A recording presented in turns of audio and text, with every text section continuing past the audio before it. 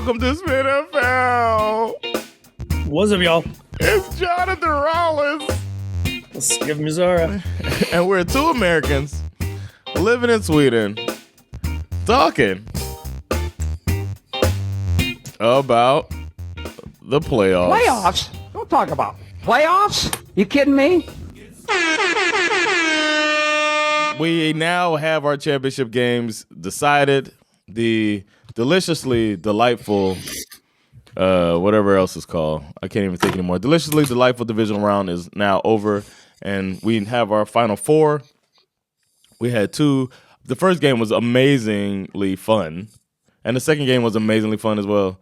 The last game, but then we had a fucking gobsmacking, whatever you want to call it, gobsmacking, that fucking ass whooping. Oh man, so much to talk about. But yeah, we are here, and my pick is done. I picked the Texans and to win the Super Bowl. They were my favorite team, and they were out. We'll talk about them last, but I guess, or we'll talk about them later. But how you feel about this weekend of football? Yeah, I have mixed feelings. Are you okay to sit down, or do you need to stand up over there? You okay? What do you mean? Because you got your ass beat so bad and flip 'em, pick 'em. I don't know. I got 40-0. Have we ever had it that lopsided? 40-0, and an asterisk, a petty asterisk landed too. It's tough when you get to the divisional round because there's only 4 games and one wrong move, and you're screwed. But you had 2 wrong moves.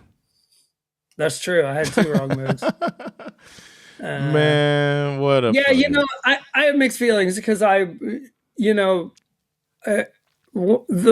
guess the one team, like for the vibes that I would have liked to have seen win the Super Bowl was the Bills. I get that. Just because of the tortured history of it all. Yeah, and this was a chance, like with you got a young Patriots team. Like the thing that was left, they had a young quarterback in the Broncos, young Patriots team that they would have to get through, and then a Texans team that's struggling on offense. It like the field looked like all you got to do is just do your job, and you're in the Super Bowl, and then you got to deal with possibly the way you look at it, Seahawks or Rams. You know what I mean? If you look at the favorites, it's like the landscape looks pretty good that Buffalo can match up against any other teams on there. And I would have thought the toughest matchups for them would be Seahawks and Texans. But I thought that they could probably maybe Rams too. Seahawks, Texans, and Rams were the 3 toughest challenges out there. But I don't know, man. They just didn't. I don't know. Let's talk about it, man. Let's talk about their first game. Oh, go ahead. I'm sorry. Yeah, my other least favorite part of the weekend, just in general, was like, sitting at home listening to the Patriots Texans broadcast, and at the end, like them talking about them essentially recapping the end of the Patriots dynasty and the very, very short time of elite mediocrity that they had to go through in an effort to rebuild this team while sitting on my sofa knowing that the Falcons, since that 28-3 debacle, have had, I think, one winning season since then. The annoying thing is, like, I mean, and for those who don't, we have, of course, most of our listeners live here in Sweden or in Europe, and maybe they don't understand the media landscape in America and how all things are right when the media markets, the big media markets, have successful teams. So like it's really all set up. But that's the difference with football. Normally football, it kind of evens it out. But in almost all American sports, LA, New York, Boston are the 3 media markets they try to take care of. You'll see. Oh, go ahead. To be fair, what I would say about the Patriots, and I can't believe I'm going to say this, they earned. Oh yeah. They unlike New York and LA, the Patriots specifically earned this treatment because I'm old enough to remember when the Patriots were just like the Falcons, a total laughing stock. The fact that they won all of those Super Bowls is that's how they earn the right to be spoken of in that manner. Yeah, so no, I have to give I agree with you. I agree with you there. I'm just saying, like, in general, the media gets really excited when a Boston or New York or LA, when they have a franchise, because they know that's money for the leagues. Like, that's where the money's at. The media deals that comes with that is big because it's these big markets. So it's like it's a financial incentive for those teams. I'm not saying it's a conspiracy. I'm just saying that these commentators get the hardest hard on whenever these teams get okay. Like, that's why they had that where we were out here dancing around. When our guy, Mac Jones, who we got to see this weekend for bad reasons, when our guy was at the helm of the Patriots, and they crowned him immediately the best quarterback of that group. And it was like, what? Wait. And that's why I was skeptical when it came to Drake May. And still, I mean, the jury's still out, I think, on him. But he did what he had to do. And we'll get to that game later. But that's what I meant about the whole media landscape. But Buffalo skips that because they're in New York, but they're not New York City. And New York City has two teams that they can kowtow to. But the Buffalo's the best team in New York by far. But the media there is all about the Giants and all about the Jets. Yeah, let's get into it. This Bills Broncos game was our first game of the week. Absolute heartbreaker for the Bills. Even look, I felt bad, and I hate those motherfuckers. There's a lot of controversy in this game, and I don't know. I don't really have much of an appetite to go through bit by bit all of these different, these moments where the referees suddenly began to kind of insert themselves into the game. Yeah, I don't like that. Yeah.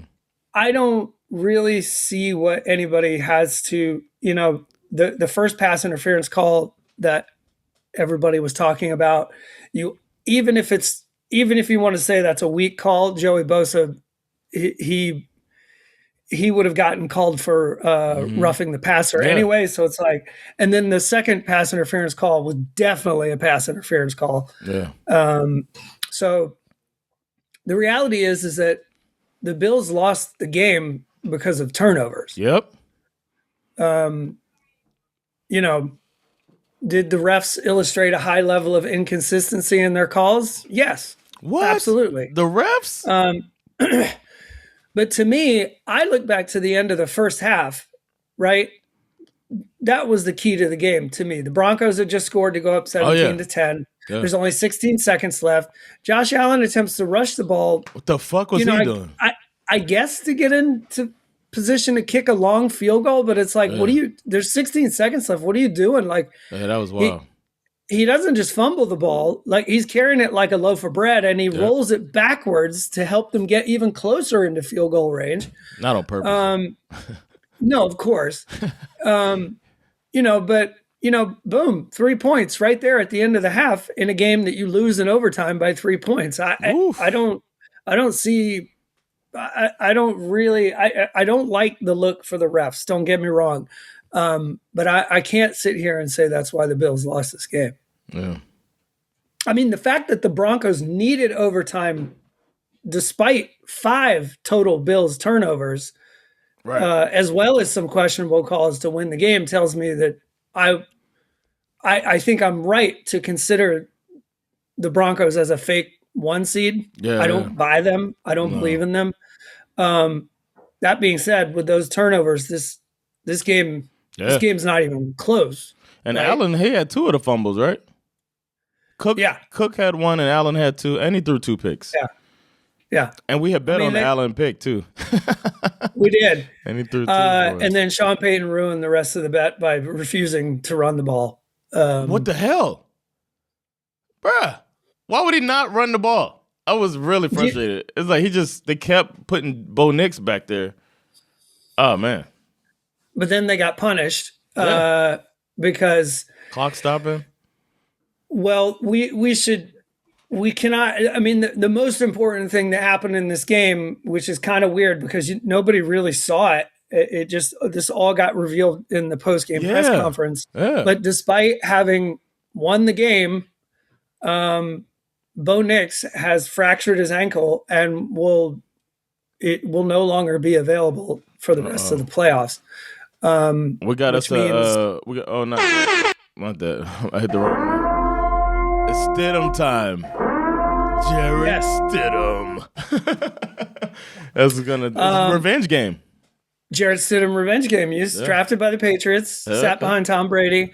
He's ready. Sean Payton claims that he has known all season that his number 2 could be a 1 on most NFL teams.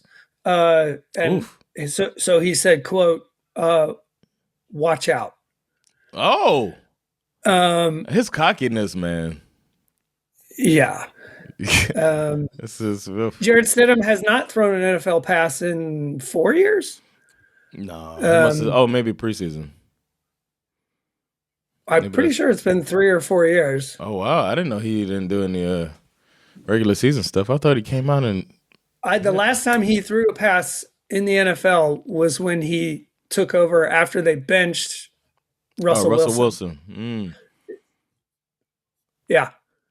Rainbow Russ. Yeah. Interestingly enough, he played for Auburn in college, as did Bo Nix. Shit, he's ready. Yeah. SEC, baby. College, huh? What's going on in college? Anything to talk about? No. That's tonight. Tonight, baby. Guess who's gonna be wide awake? To me, okay, so obviously the Bills don't deserve to win this game because of the turnovers. But I'll say this: the world can be a very cruel place. Like the fact that Bo Nix broke his ankle. Yeah. And I'm people are already saying like, this is going to be like, what's his name from the Eagles? Like, oh, maybe Stidham is Nick Foles 2.0. And Nick it's like, Foles, get the fuck out of here. Basically, all that happened at the end of this game is that we realized whoever won the Texans-Patriots game is very, very likely going to the Super Bowl. Yes. And that has to be even more of a gut, like as if all those turnovers for the Bills wasn't enough of a gut punch. Now you got to find out that the team that just beat you is about to get their ass handed to them because their starting quarterback isn't playing. That's like that. That's just as bad as any other. You almost want the NFL to step in. It's funny. I was thinking about it after when I woke up the next morning and realized what had happened. I was like, it's the one occasion that you almost kind of wish the NFL would pull a page from college football and be like, re-ranking. You know what? No. We can't be having this. the championship game. We got a new number 2. Yeah.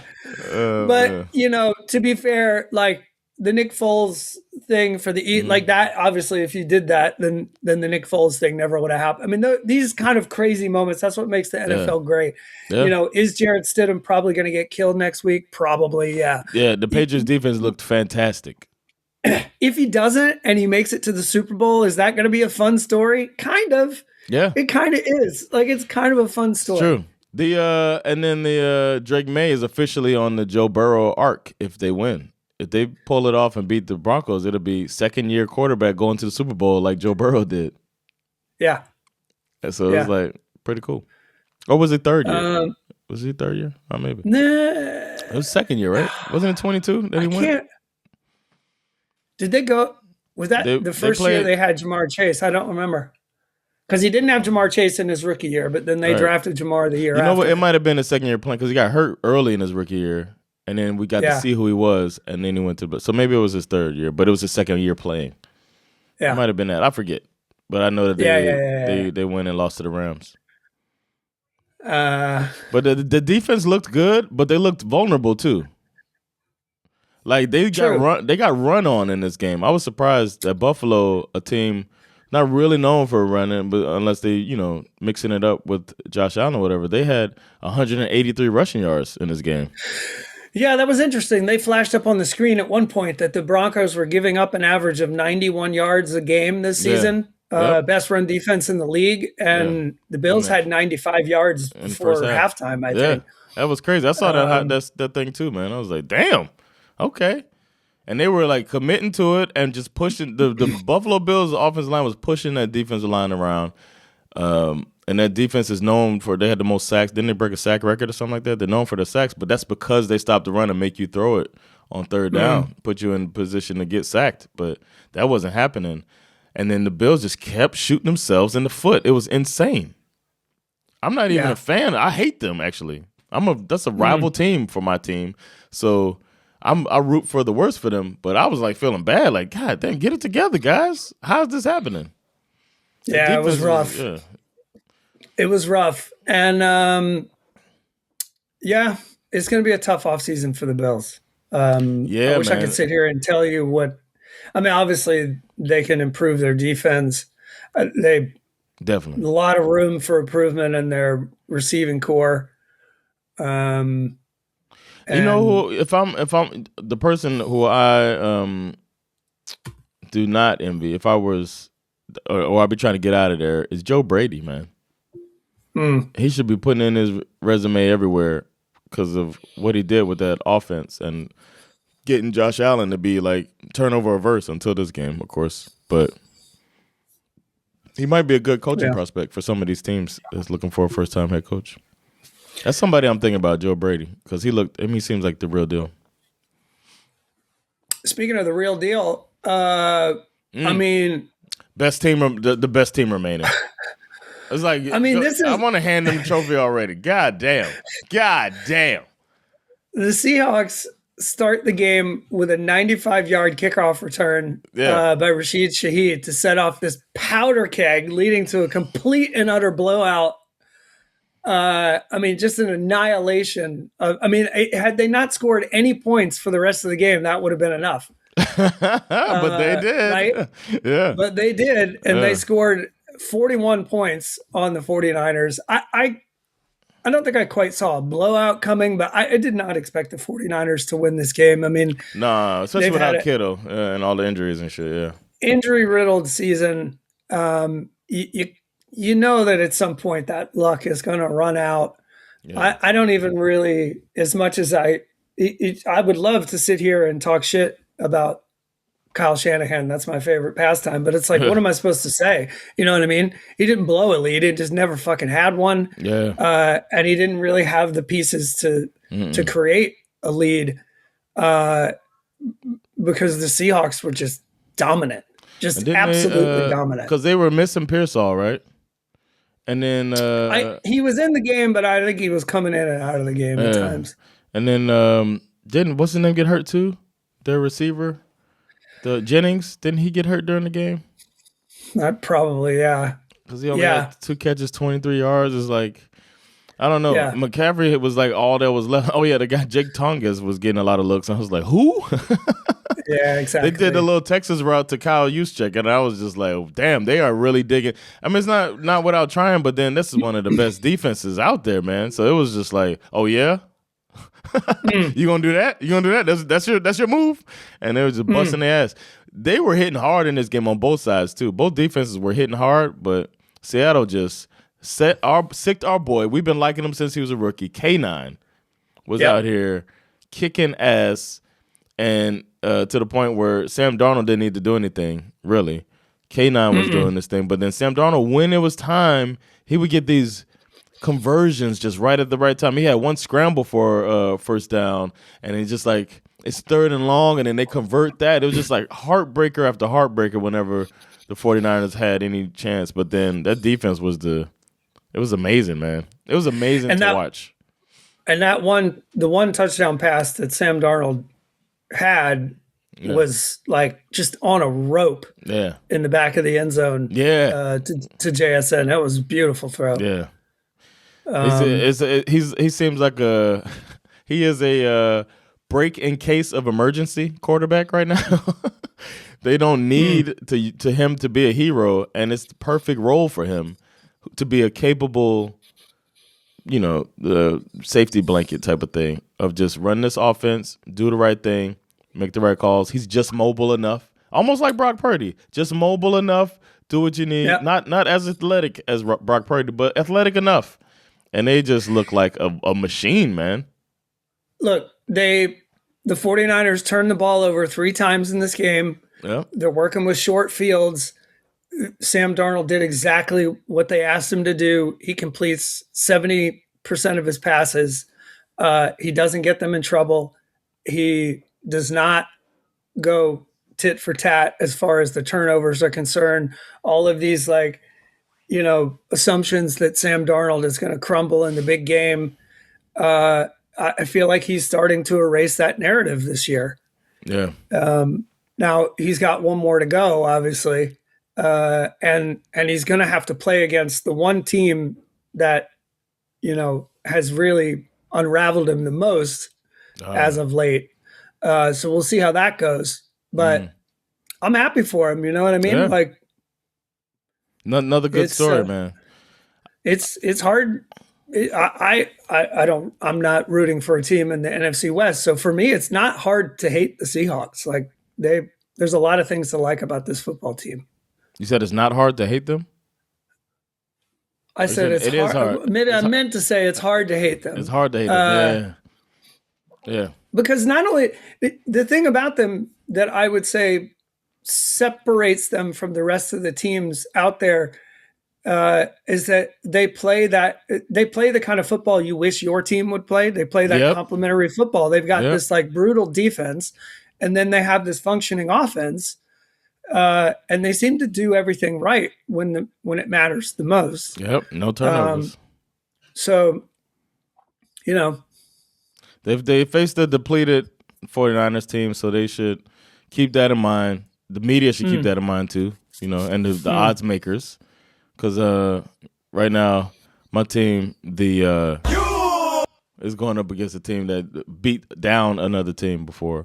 And now everybody thinks they're going to just run over my squad. So I might be a very happy man when we come back and do our next pod. Could be. We'll see. The next game made me a sad man. I had adopted a team, and now I feel like, I'm against adoption. I'm against. Why do I need to go through this? Why do I need to take on the team? Now I'm against adoption. I take on a team and they treat me just like my last team treated me. I don't need this in my life. I don't ask for the sadness. How frustrated I was watching this game? And it's not even about this pod has helped me to not have the toxic hatred I used to have. I can look more objectively at a game. I can be slightly happy for the Patriots' success. I think it's cool. I always liked Vrabel. I think it's nice that an ACC quarterback is looking good and Drake May, blah, blah, blah. I can find reasons to be like, okay, that's cute. I still hate them. I want my team to beat them, but I do get it now because I'm a little more objective than I used to be. But I still don't want a team I adopt to go out there looking like this, man. I got so many thoughts about this that I'll get through it as we talk about it. This game was so frustrating because there's 12 scenarios that you could see them winning this game. But it's a very, very hard decision to make that would have won this game. And I wonder if DeMeco Ryans is thinking about that. I think, there's a couple things you could do. I think I would have, if I don't trying to act like I'm some type of expert. It is hindsight 2020, but they threw no wide receiver screens this game. I know they were banged up on the offensive line. I know they were banged up at wide receiver. Nico Collins didn't play. But I feel like last week, Christian Kirk was all over the place making big plays. I think this would have been a time to try to make them spread out a little bit, man. The Patriots kind of were like a cannonball in the middle of the field. And they were just plowing forward. And it's like, make them go sideways a little bit. They didn't throw any wide receiver screens. They didn't try to, use their aggression against them at all. I didn't see any little Texas routes or even wide running back screens. It felt like they were just trying to let C.J. Stroud make a tough catch, and he was the last person trying to make a tough catch. This dude was He looks like he looked last week, where there's times when the camera shows him and he's just like deer in headlights, big time. I don't know, man. I feel. Oh, go ahead. I have to give some credit to the Patriots defense, especially because So the game, the conditions, obviously, not ideal. It was like a mixture of rain and snow. Obviously, it was cold. And then you could see what their game plan was from the jump. The Patriots completely sold out to stop the run because they knew that, especially considering the conditions, they're like, you know what? We'll take our chances with CJ Stroud. Because honestly, we don't think he's that good. Turns out they were right. Now, turnovers were a problem for both teams in this game. There were 8 total turnovers. Their defense was delivering, bro. Their defense was really delivering in this game, keeping the team in the game, keeping it with within one score, or maybe a touchdown, a field goal, possibly. But they were just there. It was always right out of their reach, and they never did what they needed to do. And I think what they needed to do was bench your starting quarterback, who got hurt during the season, and your backup proved himself more than capable of carrying the team when they need it. And this would have been the time to do it. And there's no shame in he'll be the starter next week. It wasn't his day today. I don't know why coaches don't do it. People feel like if you bench somebody, it's for forever. They do this. They do this quite well in hockey. Every hockey team has 2 goaltenders. They play a lot of games in hockey, so you can't play. Goalies can't play every game. But if a goalie is getting blown out, even if it's not his fault, they pull the goalie and they put in the backup. If for no other reason, just to send a message to the rest of the team, like, you guys need to fucking play better and support the goalie. It doesn't mean that the goalie he's no longer the number one option. It just means, like, we got to stop letting this guy get embarrassed. Like, let's show some respect. We pull him out. We put the other guy in. So yeah, I agree with you. So if you were Ryans, would you have pulled CJ Stroud? It's funny. They talked about this at halftime, and there was a bit of a debate amongst the broadcast crew. Yeah, I thought it was too, and it's tough. I think if I was D'Amico Ryans, I probably would have aired, especially because you're going into the half. You've had a terrible half. How many times have we seen a quarterback play like shit in the first half and come back out and just play great in the second half? I probably would have kept him in. I think. But I can understand those who would say otherwise. He really did not show any indication that he was going to be able to turn this thing around. Nope. And back to what you said before about the Texans defense, probably the most damning stat of the night. You have 4 first half turnovers, 8 yards rushing in the first half. Yeah. And the defense still only allowed 7 points on all those turnovers. And the only 7 points that they allowed was because it was the pick six. Yeah. So technically they didn't allow any points. Yeah. Off of any of those turnovers. The defense didn't. They were turning it right back around. And most of it, they were getting turnover too. They were giving you good field position. Yeah. One, it was unfortunate because I think May fumbled 3 times, 4 times, but they kept jumping on it. Like he didn't lose they only lost 2 fumbles, but they were all over. That defense was swarming, and it's like at some point you got to put the feelings of these guys who worked their asses off to get us here before the quarterback. I'm sorry, bro. It's not your day. Maybe next game. But for now, our very dependable backup that won us some games this year is going to try to figure this out because it ain't your day. It's tough. And it's not fired. You're fired for the season. I think even Davis Mills would have been like, all right, I got it today. We'll look at the tape and shit, and then CJ's going to be back next week. That's what I would do. I mean, my season's on the line. They put up another highlight too. They were showing how they win in the wild card and lose divisional round the last 3 years, right? Or the last 2 years and now 3 years. Yeah, and it was just like, don't be that guy. Don't be the Cincinnati Bengals of fucking Marvin Harrison, or was it Marvin Lewis? You don't want to be that coach that's like, he won't make it to the championship. Right. With Ocho Cinco, Carson Palmer. You know what I'm saying?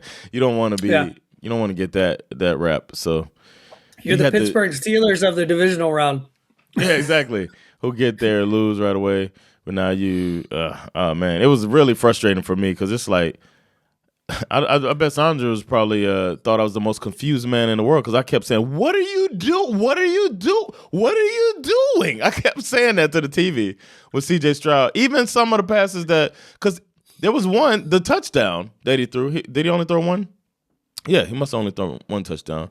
He threw he threw the one touchdown, but that was even behind. Where the receiver made a great catch. Christian Kirk had to reach back just like last week.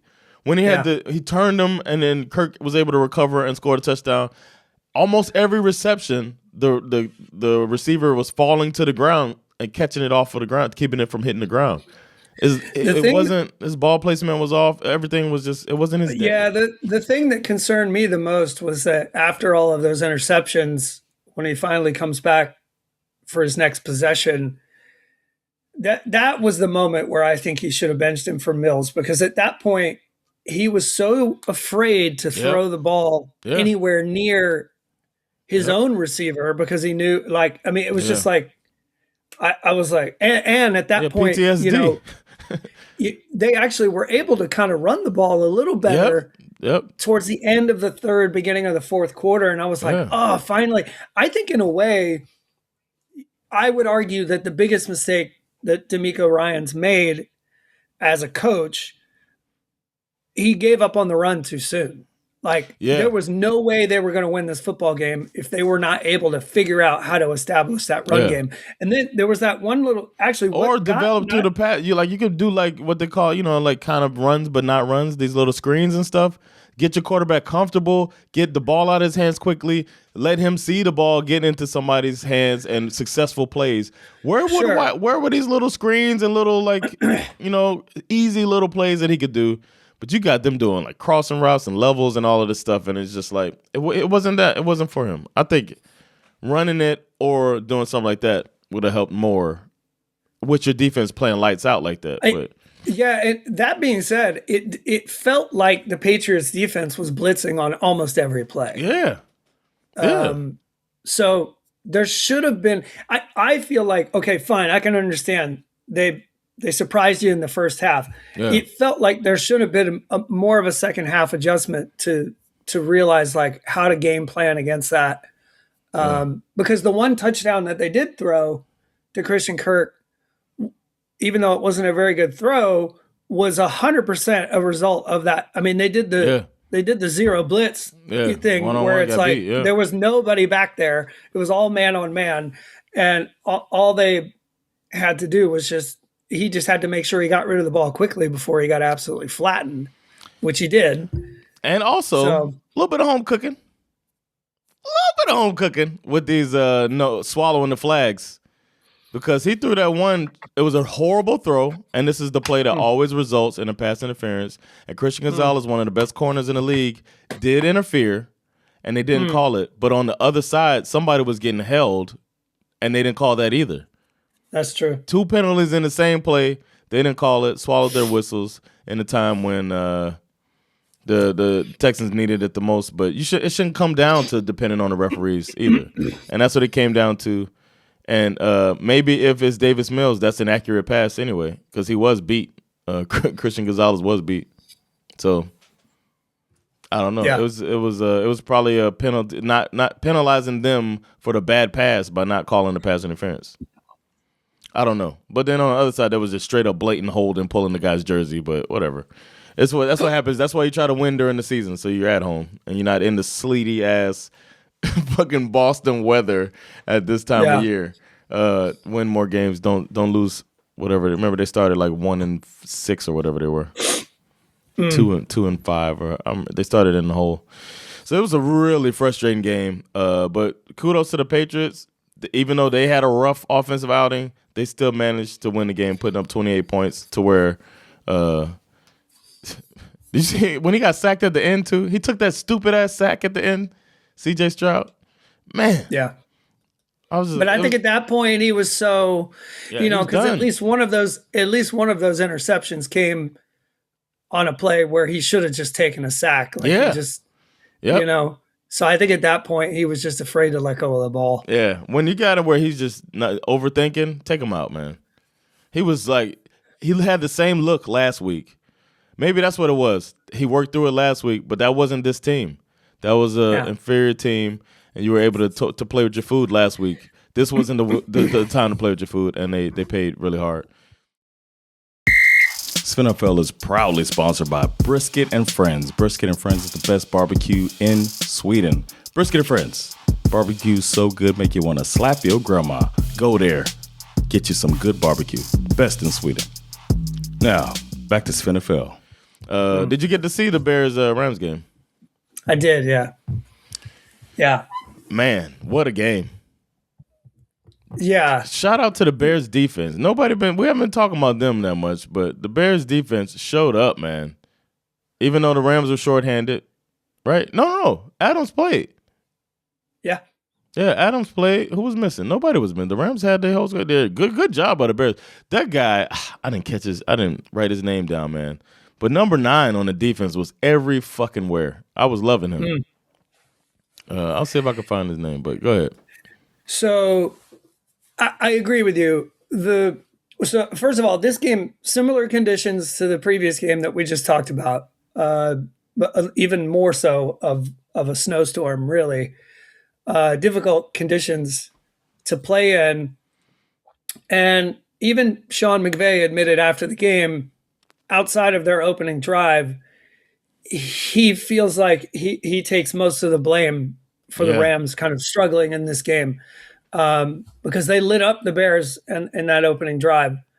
But then after that, the Bears defense kind of locked in, and basically the next several drives were basically a 3-and-out punt, another punt, field goal, punt. Like, I mean, they had the Rams right where they wanted them, and the Rams didn't really seem to know.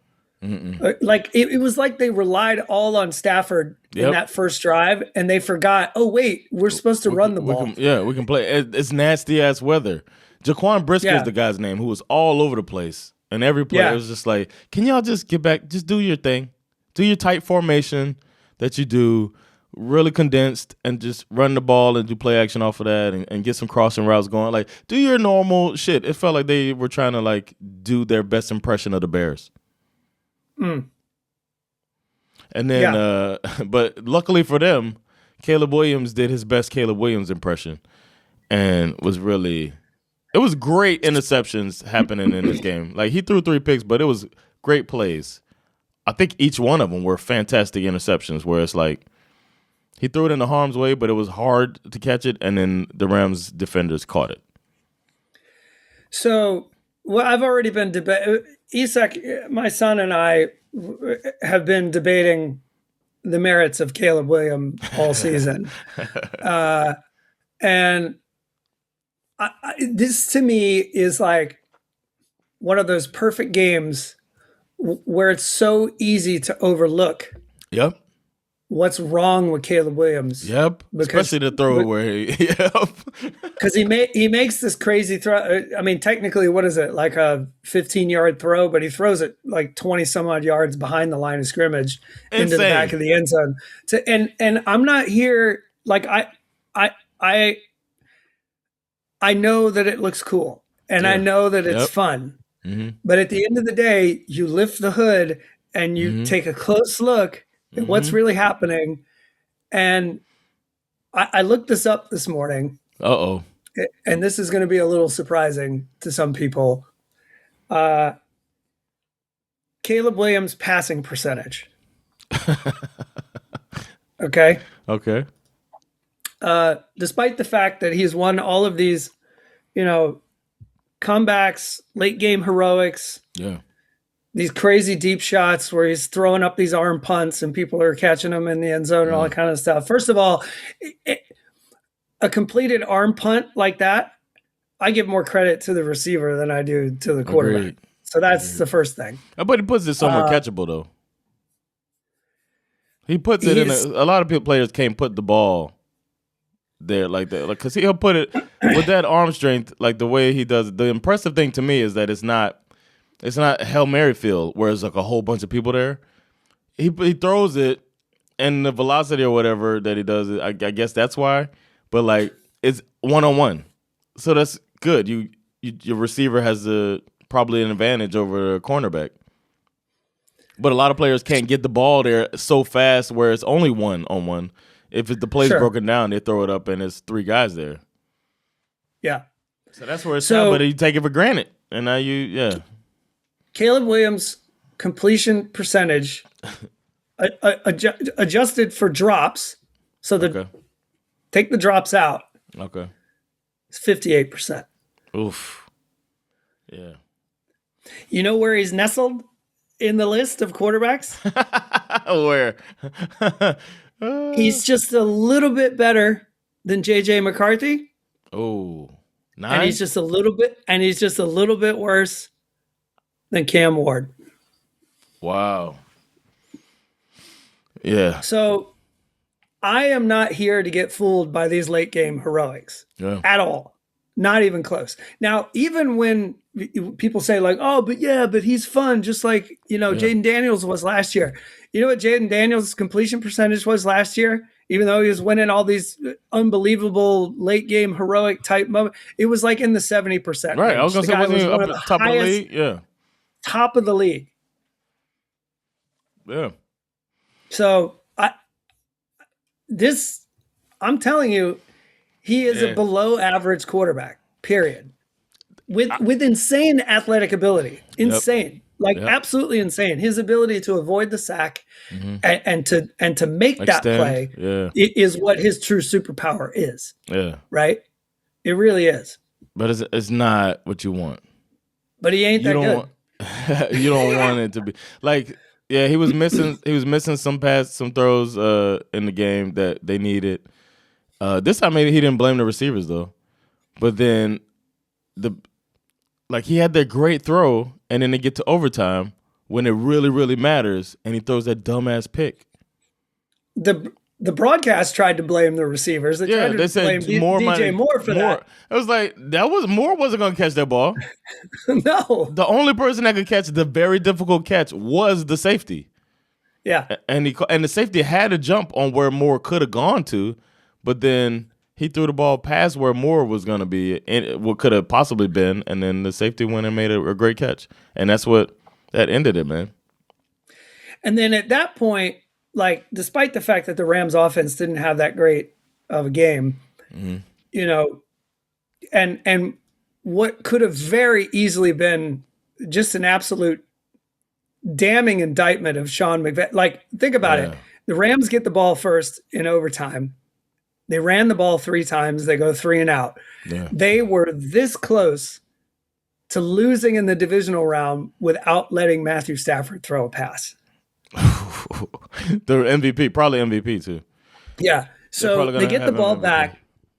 They get the ball back, and Matthew Stafford just turned into an absolute fucking assassin. That throw, the only thing better than that throw was that catch to Davante Adams on the sideline. Yeah.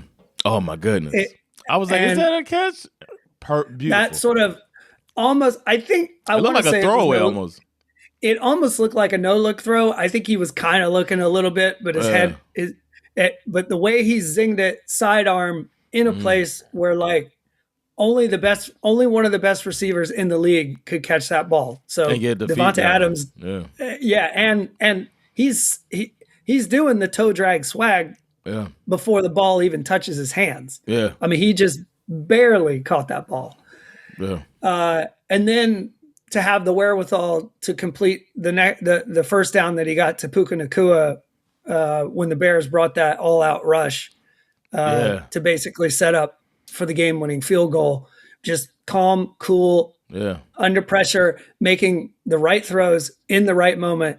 That's why Matthew Stafford is a real quarterback and Caleb Williams he's still a developing quarterback. I'm not saying he's going to be this bad forever. No. I'm just saying that, like, I'm not fooled by these late game arm punts and these comeback victories. I'm not fooled by him at all. Stafford had to do the same thing last week against the Panthers. Mm-hmm. That's what makes me worry about the Rams a little bit. Yeah, where they're letting teams in, man. They're keeping teams in the game, not putting them away. But it's the playoffs. I mean, I'd be very worried for the Rams, especially having to play this. You're playing a division rival in the NFC Championship game. Obviously, they're going to go up against the Seahawks. Mm-hmm. These teams know each other very well. Yep. Yes, the Rams defense has had some success against Sam Darnold, but at the same time, I'd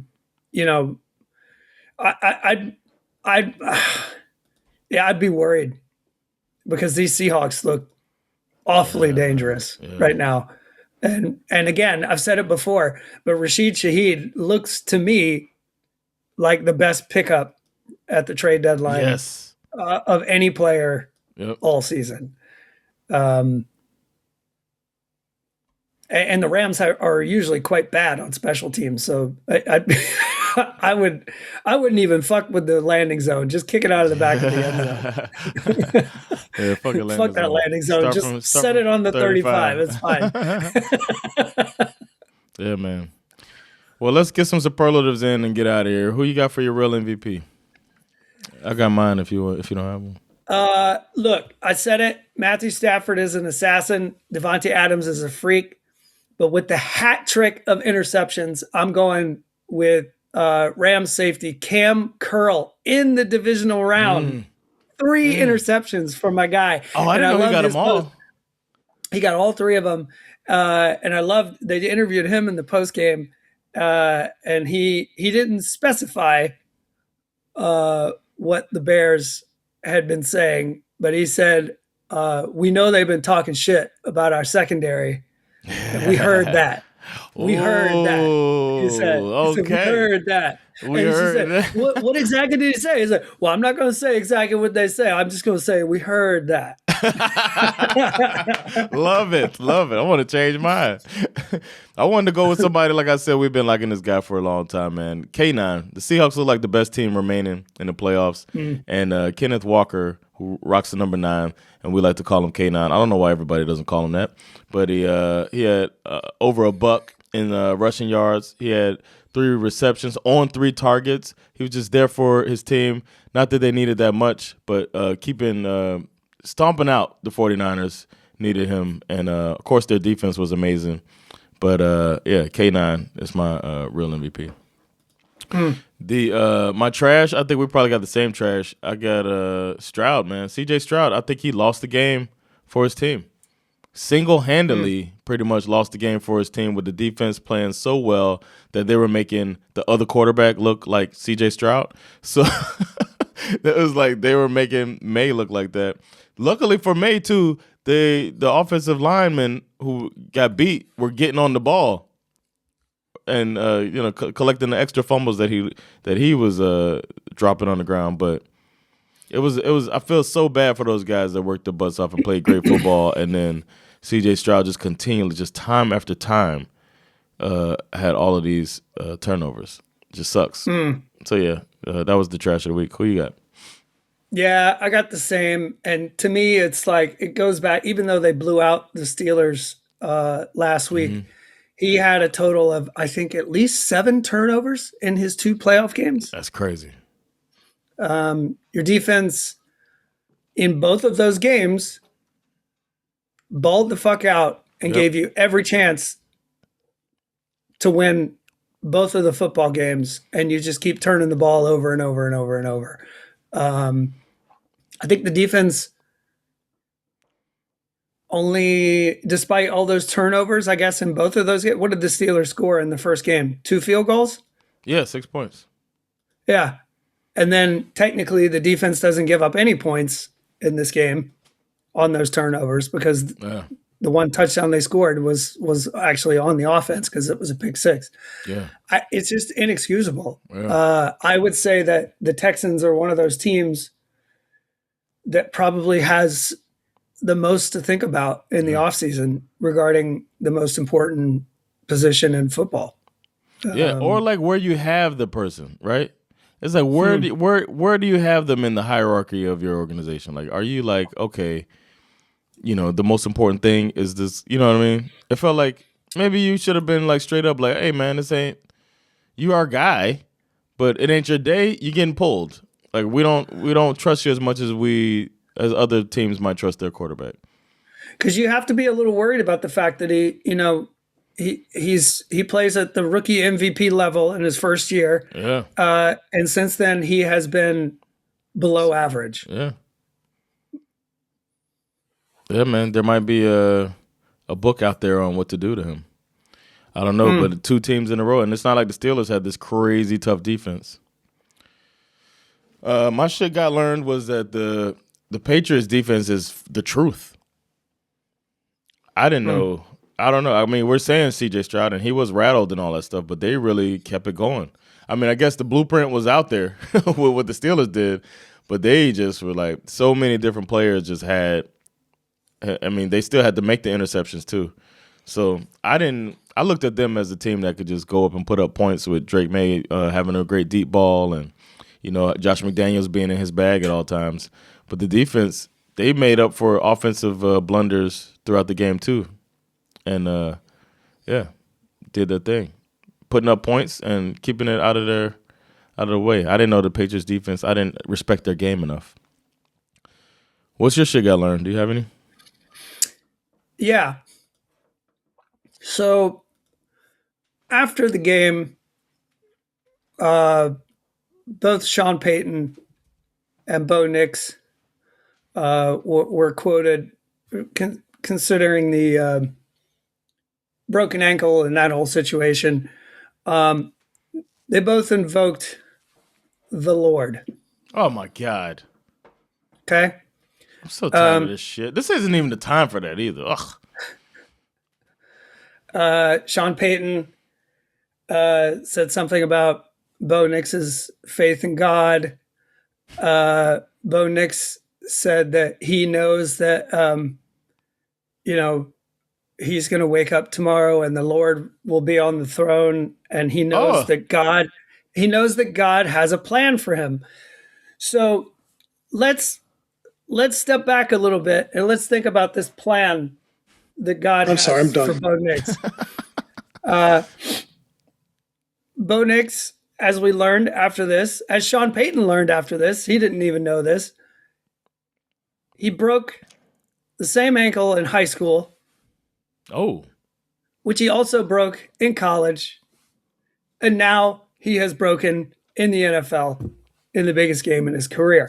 Wow. If you can't see what God's plan is yet, I don't know. I don't know exactly how to tell you. His plan is for your leg to be broken, man. You are not supposed to have an unbroken leg. Stop fixing it, man. What I learned, the shit that I learned, is that God hates Bo Nix as much as I do. And people always expected, they always expecting the niceness of God. This is the same God who drowned the rest of the world besides the people on the ark, man. He might go out and break an ankle. Don't forget who your God is, man. An ankle's nothing for him, man. He drowned all the people he made in his likeness. Come on, man. I like it. Yeah. He looked down on Divisional Round Sunday and said, I thought I broke this bitch's leg in college. What the fuck is he doing out here? What are we doing? What are we doing here? And he did the meanest thing he could possibly do. He's like, I'm going to let you win the game, but I'm going to break your leg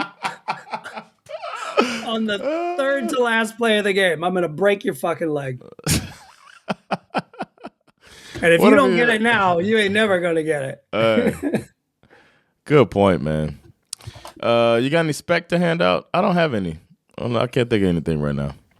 I have respect for all of these teams and all of these players who made it this far. Yeah. I mean,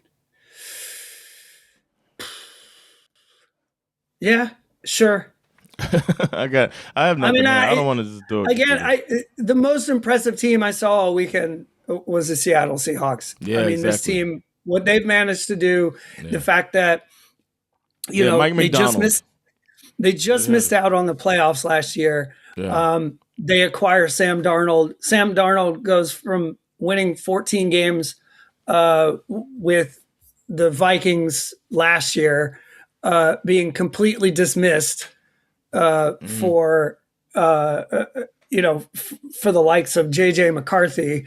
And then he goes to the Seahawks and wins another 14 games. And now he's getting ready to play for an opportunity to go to the Super Bowl. So for me, if I'm putting spec on anybody, it's going to be the Seahawks, Mike McDonald, for sure. I like it. I'd say Kayshon Boutte. Or is it? He played really, really well. Yeah, he played really well. And, Diggs is kind of the one that's like the safety blanket for May. He also had the most catches. But Boutte had. But to me, it's a little bit of an ick. We haven't really talked about this, but the fact that Stephon Diggs is currently being charged with choking out his personal chef, and he's still just he's being allowed to just, we just have to let the process play out. We don't really know what happened. And it's like, shit. It just feels like just some typical like NFL shit all over again. The question is did he say salt my eggs or not? You gotta ask yourself the question. Sure. No, I'm just kidding.